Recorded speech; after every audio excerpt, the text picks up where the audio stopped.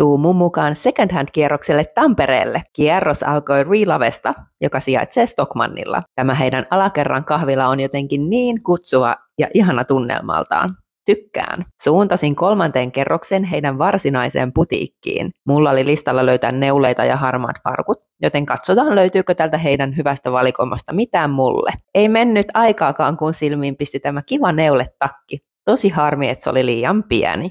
Jatkoin matkaa sitten Hämeenkadun Uffiin, joka vaikutti heti ensisilmäyksellä paikalta, mistä voi tehdä tosi hyviä löytöjä. Valikoima oli ainakin paljon. Ihastuin tosi paljon tähän Kossin blazeriin, mutta päällä se tuntuikin olevan vähän liian kevyttä materiaalia mun makuun, joten jäi ostamatta. Päivän 3. kohde oli nimeltään Oldie, missä valikoima oli enemmän merkkivaatepainottunutta. Rekeistä löytyi todella laadukkaita ja kiinnostavia merkkejä, ja hinnatkin luontaisesti oli korkeammat. Täällä tykkäsin erityisesti siitä, että vaatteet oli esillä kivasti väreittäin. Täältä putiikin perältä löytyi pöytä ja hylly täynnä merkkikenkiä ja vitriini täynnä laukkuja, kuten tämä ihana konjakin värinen Chanel. Sitten sovitin tällaista Billebeinon pilottia, ja koska on hullutakkinainen ja sanon aina, että Suomen ilmastossa ei voi olla liikaa takkeja, joten tämä lähti Oldiesta mun matkaan. Sitten piipahdin Koskikeskuksen Moody Mondayssa, joka oli tosi iso tila, mutta aika väljästi oli tavaraa myynnissä. Ei siis niin suuri valikoima, mutta varmasti hyviä löytöjä voi täältä silti tehdä. Ja heti pistikin Makian pilotti silmään, mutta en voinut perustella edes sen sovitusta itselleni.